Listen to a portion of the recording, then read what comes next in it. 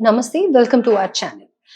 ఏపీలో deputy CM గా లోకేష్ రాబోతున్నారు అని చెప్పి అనేక ఛానల్స్ లో కథనాలు వస్తూ ఉన్నాయి. ఇది ఎంతవరకు వాస్తవం? నిజంగానే లోకేష్ ని డిప్యూటీ సీఎం చేస్తారా? ఈ విషయాలు కనుక్కుందాం. ప్రస్తుతం మనతో పాటు సీనియర్ జర్నలిస్ట్ కిరణ్ పోల్దాస్ గారు ఉన్నారు. హలో సార్, నమస్తే. నమస్తే అండి సార్, సో చంద్రబాబు నాయుడు గారు లోకేష్ ని డిప్యూటీ సీఎం చేసే ఆలోచనలో ఉన్నారు అని చెప్పేసి ఎన్నో కథనాలు వస్తూ ఉన్నాయి. ఎంతవరకు వాస్తవం అంటారు? అంటే వాస్తవం అంటే ఇది అధికారికమైన సమాచారం కాదండి, ఇది అనధికారికమైన సమాచారం. ఒక ఊహాగానం అనొచ్చు. ఊహాగానం అనడం కంటే ఒక వ్యూహాత్మకమైన ఎత్తుగడ అనాలి. ఎలా అంటే ఏవిఎన్ రాధాకృష్ణ గారు సహజంగా మనకు తెలిసిందే, చంద్రబాబు నాయుడు గారికి అత్యంత సన్నిహితులు, తెలుగుదేశం పార్టీకి సన్నిహితమైన మీడియా సంస్థ అన్న విషయం మనకు తెలిసిందే. సో అలాంటి ఏబిఎన్ రాధాకృష్ణ గారు 2 వారాలుగా రాస్తున్న కొత్త పలుకులో ఈ అంశాలు ఆయన ప్రధానంగా ప్రస్తావించారు. అప్పటి నుంచి చర్చ మొదలైంది అని చెప్పాలి. ఏం ప్రస్తావిస్తున్నారు ఆయన అంటే, లోకేష్ గారి భవిష్యత్ ఏంటి అని చర్చించారు. చంద్రబాబు నాయుడు గారి తండ్రి చోటు బిడ్డగా మారిపోతున్నాడు, మరి లోకేష్ గారికి భవిష్యత్ ఎట్లా? మీ తర్వాత ముఖ్యమంత్రిగా లోకేష్ గారిని ఎస్టాబ్లిష్ చేయాలి కదా అనేది ఆయన ఉద్దేశం. మరి ఇంత తొందరగా ఏమొచ్చింది? ఇప్పుడు ప్రభుత్వం ప్రారంభమై 6-7 నెలలు అవుతుంది.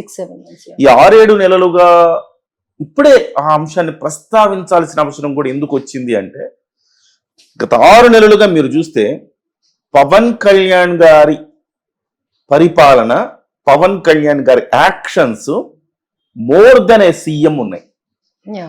ముఖ్యమంత్రి చంద్రబాబు నాయుడు గారికి రానంత మైలేజ్ పవన్ కళ్యాణ్ గారికి వస్తుంది. ఆయన కేవలం కొన్ని శాఖలకు మంత్రివర్యులు. డిప్యూటీ సీఎం అనేది రాజ్యాంగబద్ధ పదవి కాదని ఏబిఎన్ రాధాకృష్ణ అందులో చెప్తున్నారు. నిజమే, కానీ విశేషమైన అధికారాలు పవన్ కళ్యాణ్ గారు చలాయిస్తున్నారు. తద్వారా ఆయన ముఖ్యమంత్రి అభ్యర్థిగా ఎస్టాబ్లిష్ అవుతున్నారు. ఒకవైపు జగన్మోహన్ రెడ్డి ఉన్నాడు, ఒకవైపు పవన్ కళ్యాణ్ ఉన్నాడు. మరి మీరెప్పుడండి మీ అబ్బాయిని మీరు ముఖ్యమంత్రి అభ్యర్థిగా ప్రొజెక్ట్ చేసేది?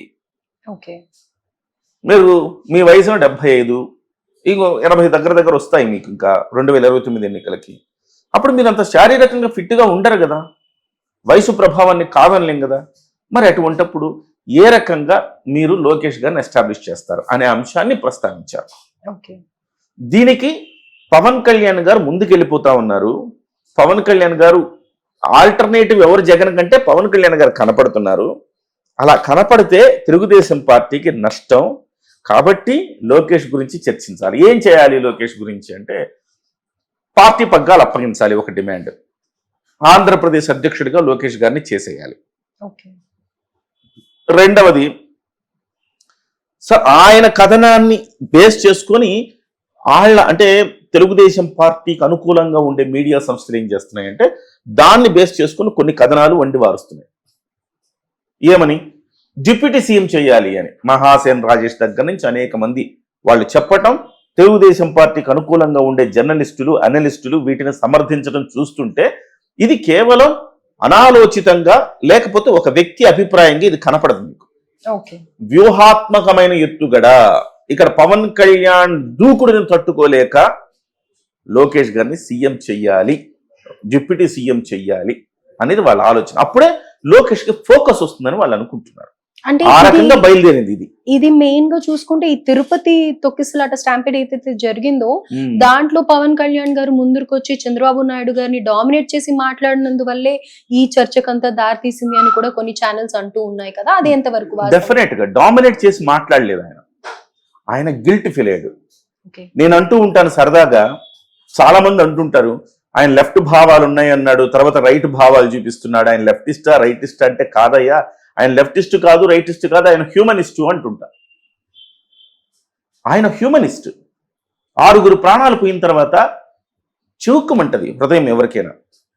అందులో ఆయన ప్రత్యక్ష ప్రమేయం లేకపోవచ్చు, కానీ ఒకసారి చెప్పాడు, క్షమించమని యావజ్జాతి హిందూ సమాజాన్ని కోరాడు. ఎంత గట్స్ ఉండాలి అలా కోరాలంటే. క్షమించమని అడగటానికి ధైర్యం ఉండాలా, క్షమించడానికి ఔదార్యం ఉండాలా. ధైర్యం, ఔదార్యం రెండు ఉన్న నాయకుడు పవన్ కళ్యాణ్ గారు. ప్రజలు స్థిరపడిపోయాడు, ప్రజల గుండెల్లోకి వెళ్ళిపోయాడు ఆయన. ఆ ఒక్క మాటతోటి క్షమించండి అని అడిగిన తర్వాత ఇటువైపు తెలుగుదేశం వాళ్ళు, వైసీపీ వాళ్ళు ఒకళ్ళ మీద ఒకళ్ళు దుమ్మెత్తి పోసుకుంటున్నారు. తప్పు ఎవరిదైనా కావచ్చు, అధికారంలో ఉన్నాం కదా, దానికి బాధ్యత వహించద్దా? నేనే కాదు, ఈవో ఎందుకు క్షమాపణ చెప్పడు, టీటీడీ చైర్మన్ ఎందుకు క్షమాపణ చెప్పడు అన్నాడు. దాంతో ప్రజల్లో ఎక్కడికో వెళ్ళిపోయాడు ఆయన.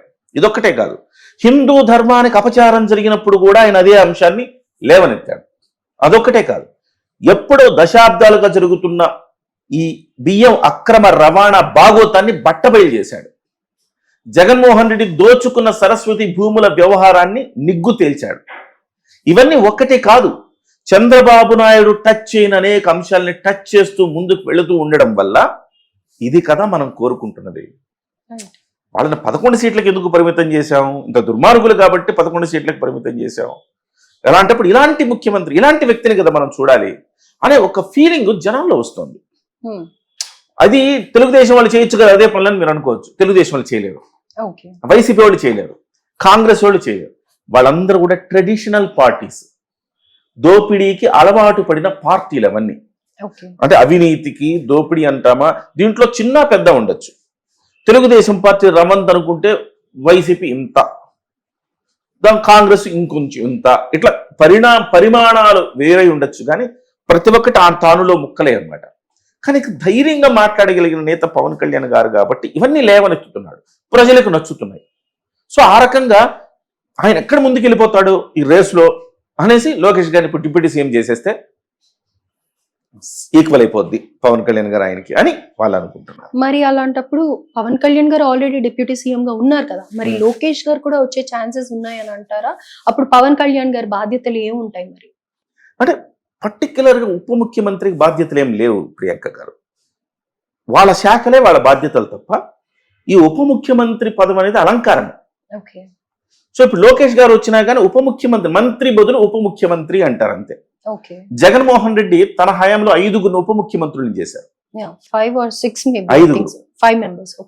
ఉప ముఖ్యమంత్రులు చేశాడు. ఎవడి పేరైనా మీకు గుర్తుందా? ఒక జర్నలిస్ట్ అయినా నాకే గుర్తులేదు. ఎందుకంటే వాళ్ళ ఉత్సవ విగ్రహాలు అంతే. ఇవాళ పవన్ కళ్యాణ్ గారి పేరు ఎందుకు గుర్తుంటుంది అంటే, పవన్ కళ్యాణ్ గారు యాక్టివిస్ట్, పొలిటికల్ యాక్టివిస్ట్, ఆయన విప్లవకారుడు. ఆయన రాజకీయాల్లో కూడా ఒక విప్లవం తీసుకొచ్చేవాడు కాబట్టి ఆయన గుర్తుంటాడు. మరి వాళ్ళందరూ ఎందుకు గుర్తులేరు. సో పాసిబిలిటీ ఉంది ప్రియాంక గారు, వెంటనే లోకేష్ గారిని ఉప ముఖ్యమంత్రిగా ప్రకటించే పాసిబిలిటీ ఉంది, ఆ అధికారము ఉన్నది. కాకపోతే ఇక్కడ సమస్య ఏంటంటే జనసేన పార్టీ ఒప్పుకోకపోవచ్చు. ఎందుకంటే ఇవాళ ఉప ముఖ్యమంత్రి అంటే ఒక దాంట్లో రాజ్యాంగబద్ధ పదవి కాకపోయినా ఒక గౌరవ పదవి. ఎస్, ముఖ్యమంత్రి తర్వాత ఈయన 2వ స్థానం అని చెప్పే ఒక గౌరవ సూచకం ఉన్న పదవి. దానివల్ల విశేషమైన అధికారాలు ఏమి ఉండవు ఆయనకి. సో ముఖ్యమంత్రికి ఉన్న అధికారాలు ఏమి ఉండవు, కానీ సో ఆయన తర్వాత ఈయన అని చెప్పుకోవటానికి ఒక సాటిస్ఫాక్షన్. కానీ అదే సమయంలో మీరు ఇంకొకళ్ళని చేశారనుకోండి, డైల్యూట్ అయిపోలా. ఇద్దరు ఉప ముఖ్యమంత్రులు డైల్యూట్ అయిపోతుంది. సో ఒక్కసారి డైల్యూట్ అయిపోయిందంటే గనక పవన్ కళ్యాణ్ గారికి మీరు ఇచ్చిన ఇంపార్టెన్స్ ఏంటి? సో పవన్ కళ్యాణ్ గారు మీకేం చేశారు, ఆయనకి మీరేం చేశారు? తూకమేస్తే మీరు జైలు పాలయ్యి ఒక రకంగా పార్టీ బతుకుతుందా లేదా అనుకున్న సమయంలో తెలుగుదేశం పార్టీకి ఊపిరి ఊదాడు ఆయన.